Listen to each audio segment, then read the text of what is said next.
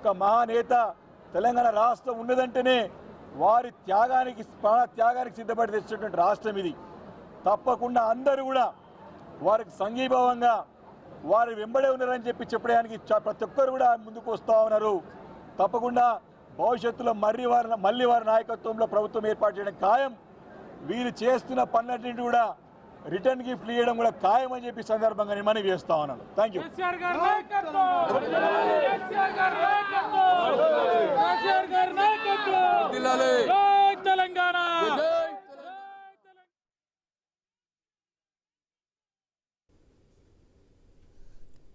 మనం చూస్తున్నాం మరికొద్దిసేపు 3 గంటలకి సిట్ అధికారులు మాజీ సీఎం కేసీఆర్ అయితే విచారించబోతున్నారు. ఇప్పటికే మనం చూసాం అనేక ప్రాంతాలు, ఇంతకుముందు మనం విజువల్స్ చూస్తే కనుక ఎల్బీ నగర్, మియాపూర్, మలక్పేట్, ఖమ్మం, ఏస్రావు నగర్ ఎక్కడికక్కడ బీఆర్ఎస్ శ్రేణులు మన స్క్రీన్ లో చూస్తున్నాం. ఏస్రావు నగర్, ఖమ్మం, ఇస్నాపూర్, ఎల్బీ నగర్, మియాపూర్, జుక్కల్, ఈ విధంగా అనేక ప్రాంతాల్లో ఎక్కడికక్కడ బీఆర్ఎస్ నేతలు నిరసన తెలియజేస్తూ ఉన్నారు. దిష్టి బొమ్మలు దహనం చేస్తున్నటువంటి సిచ్యువేషన్, ఆందోళన చేస్తున్నటువంటి విజువల్స్ కూడా మనం క్లియర్ గా చూస్తున్నాం. కొన్ని ప్లేసెస్ లో అయితే అటు పోలీసులకి ఇటు బీఆర్ఎస్ నాయకులకి మధ్య వాగ్వాదం జరిగినటువంటి సిచ్యువేషన్స్ కూడా మనకు కనిపిస్తున్నాయి. ఇప్పటికే కేసీఆర్ నివాసానికి వెళ్లే దారులన్నీ కూడా బ్లాక్ చేశారు పోలీసులు. అక్కడ 3 అంచెల భద్రతను కూడా ఏర్పాటు చేసినట్టు తెలుస్తోంది. ఇప్పటికే అక్కడ మాజీ మంత్రులు హరీష్ రావు కావచ్చు, కేటీఆర్ కావచ్చు అక్కడ చేరుకున్నారు. ఏ విధంగా ఉండబోతుంది విచారణ? సిట్ ముందు ఏదైతే మాజీ ముఖ్యమంత్రి కేసీఆర్ విచారణకి హాజరు కాబోతున్నారు. ఎన్ని గంటల పాటు విచారణ కొనసాగబోతోంది? ఏ ప్రశ్నలను సంధించబోతున్నారు? అసలు దీన్ని ఒక పరిగణలోనికే తీసుకోలేదు కేసీఆర్. అయితే గతంలో అనేక సార్లు మాట్లాడుతున్నప్పుడు ఈ కేసును కేవలం కాలయాపన చేస్తున్నారు తప్ప దీంట్లో ఒరిగేదేమీ లేదు, ఇది చాలా చిన్న కేసులు ఇవన్నీ కూడా, దీంట్లో ఉపయోగపడేది ఏమి ఉండదంటున్నారు. దానికి తోడు మున్సిపల్ ఎలక్షన్స్ రాబోతున్నాయి.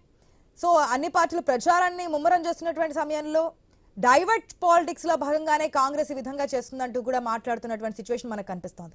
మరొక పక్క కాంగ్రెస్ వర్షన్ చూస్తే కనుక ఆది శ్రీనివాస్ కూడా ప్రొద్దున మాట్లాడారు. ఉదయం మాట్లాడుతున్నప్పుడు ఎందుకు ఈ విధంగా బీఆర్ఎస్ శ్రేణులు నిరసనలు చేయడం, లేదంటే కనుక ఇంత నానాయాగి చేస్తున్నారు, ఇది కరెక్ట్ అయిన పద్ధతి కాదు, విచారణకి హాజరవ్వాలని చెప్తున్నారు. మరొక విషయం, ఇక్కడ ఏదైతే 160 CRPC కింద నోటీసులు ఇచ్చామంటున్నారు, నేను అక్కడ ఉండట్లేదు, ఫామ్ హౌస్ లో ఇవ్వాల్సింది ఎర్రవెల్లి ఇవ్వాల్సింది కాస్త మీరు నందినగర్లో ఏ విధంగా ఇస్తారు, ఎవరు లేని ప్లేస్ లో అక్కడ అంటించి వెళ్ళడానికి గల కారణాలు ఏంటి, దీన్ని మేము అంగీకరించమని. కానీ 65 సంవత్సరాలు దాటిన వారికి ఎక్కడుంటే అక్కడికి వెళ్ళి విచారణ చేయాలని చెప్తున్నారు.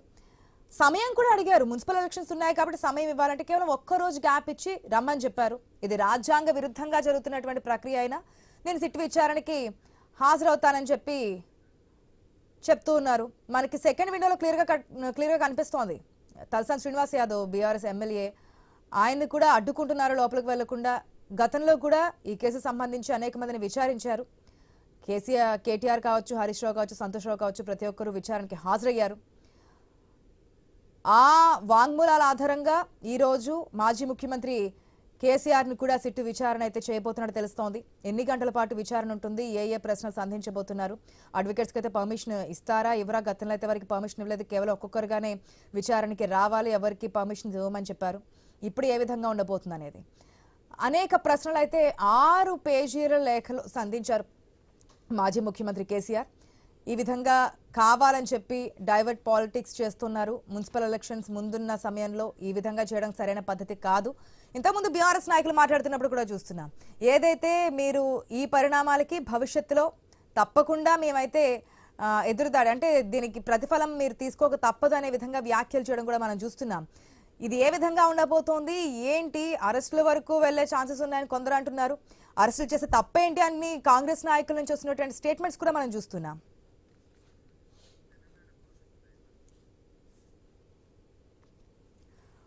రైట్, ఇప్పటికే మనం చూస్తున్నాం అనేక ప్రాంతాల్లో, తెలంగాణ స్టేట్ లో అనేక ప్రాంతాల్లో బీఆర్ఎస్ నాయకులు నిరసనలు తెలియజేస్తున్నటువంటి సిచ్యువేషన్ కనిపిస్తోంది.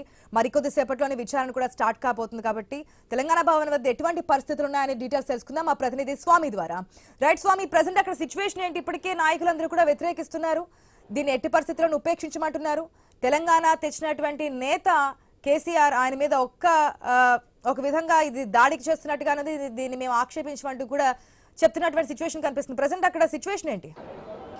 అంటే ఆశ తెలంగాణలో కేసీఆర్కు సిట్ నోటీసులతో కూడా పొలిటికల్గా రాజకీయ పార్టీల మధ్య ఒకవైపు ఒక ఇంటెన్సిటీ ఒక ఉద్రిక్త పరిస్థితి లాంటి పరిస్థితి నెలకొని ఉన్నది. ఒకవైపు ఇటు కాంగ్రెస్ బీఆర్ఎస్ నేతల మధ్య మాటల తోటాలు పేలుతున్నాయి. ఉదయం నుంచి కూడా తెలంగాణ వ్యాప్తంగా బీఆర్ఎస్ పార్టీ శ్రేణులు పార్టీ వర్కింగ్ ప్రెసిడెంట్ కేటీఆర్ పిలుపు మేరకు రాష్ట్ర వ్యాప్తంగా ప్రతి గ్రామంలో ప్రతి మండలంలో ప్రతి పట్టణంలో కూడా బైక్ ర్యాలీలు నిరసన కార్యక్రమాలు దిష్టిబొమ్మ దహన కార్యక్రమాలు కొనసాగుతున్నాయి. ముఖ్యమంత్రి రేవంత్ రెడ్డి చేస్తున్నటువంటి ఈ రాజకీయ ఒకవైపు ఇంత నీచాతి నీచంగా హర్షపూరితంగా దౌర్జన్యపూరితంగా తన వయసును కూడా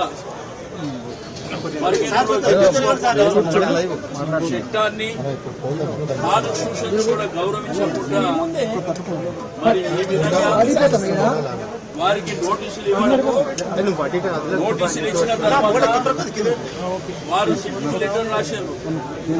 నేను ఇక్కడ నందినగర్ లో ఉంటలేను, ఎర్రవల్లి వ్యవసాయ క్షేత్రంలో ఉంటున్నా, మీరు ఎప్పుడన్నా రావచ్చు అని చెప్పి చట్టాన్ని గౌరవించేటువంటి ఒక వ్యక్తిగా వారు చెప్పారు. ఇక్కడ దొంగతనంగా ఈ ప్రాంతానికి వచ్చి అనవసరమైనటువంటి లేనిపోని సమస్యల్ని క్రియేట్ చేయడమే కాకుండా నోటీసు మళ్ళీ వచ్చి గోడలు అతికించేటువంటి వ్యవహారాన్ని చేసేది. అంటే ఉగ్రవాదులు లేకపోతే రౌడీలకు ఏ విధంగా ట్రీట్మెంట్ జరుగుతుందో ఆ పద్ధతిలో గోడకు నోటీసు అతికించడం, అంటే సుప్రీంకోర్టు డైరెక్షన్ ని కూడా గౌరవించకుండా లేదు మీరు ఇక్కడ నందినగర్కే రావాలని చెప్పి వారిని పిలవడం. బట్ ఈ రోజు చట్టాన్ని గౌరవించేటువంటి వ్యక్తిగా వారు వచ్చి మరి ఇప్పుడు ఆ విచారణలో పాల్గొనడం అనేది జరుగుతుంది. కానీ కాంగ్రెస్ ప్రభుత్వానికి ఇది మంచిది కాదు. ప్రజాస్వామ్యంలో రాచరికాలు రాజ్యాలను చూసినాం, ప్రభుత్వాలను చూసినాం. ఎవ్వరు కూడా ఈ దేశంలో శాశ్వతం కాదు. శాశ్వతంగా ఉండేది మనిషి చెడు తప్ప ఏది శాశ్వతం కాదు. అంత పెద్ద మనిషిని పట్టుకొని తెలంగాణ రాష్ట్రాన్ని సాధించినటువంటి గొప్ప వ్యక్తిని పట్టుకొని మరి ఈ విధంగా ప్రవర్తించడం అనేది దుర్మార్గమైనటువంటి చర్య. దీన్ని తీవ్రంగా ఖండిస్తున్నామని చెప్పి తెలియజేస్తున్నాం. శ్రేణులే కాకుండా తెలంగాణని ప్రేమించే వాళ్ళు, కేసీఆర్ గారిని ప్రేమించే వాళ్ళు, మీకు ఇంటలెక్చువల్స్ కానివ్వండి, విద్యార్థులు కానివ్వండి, మేధావులు కానివ్వండి, ప్రజలు డిసైడ్ అయి ఉన్నారని చెప్పి నేను ఈ సందర్భంగా తెలియజేస్తున్నాను.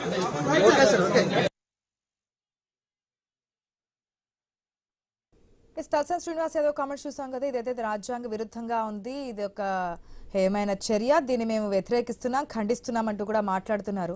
ఎందుకు నందినగర్లోనే ఇంటికి సిట్ అధికారులు నోటీసులు అంటించడం ఇది కరెక్ట్ అనే పద్ధతి కాదు, అక్కడ ఉండట్లేదని చెప్పినా ఇది ఏ విధంగా చేస్తారనే వెర్షన్ అయితే చూపిస్తున్నారు. రైట్, తెలంగాణ